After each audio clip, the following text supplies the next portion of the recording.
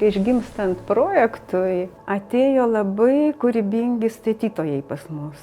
Kaip dažniausia būna būdinga, mums reikia didelio namo, daug kvadratų. Šitiems statytojams labai buvo aktualu vanduo.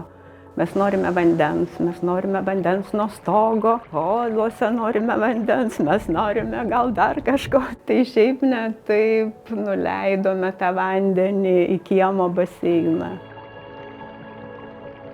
Pati forma jūra gal gražiausia. Bet baseinas lygi plokštuma, vandens plokštuma, kur atsispindi, tai žydras dangus, tai žvaigždės, tai šviesos.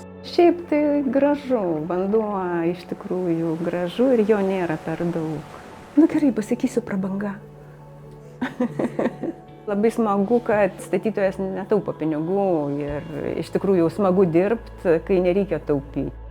Tai ir gamta, ir prabanga.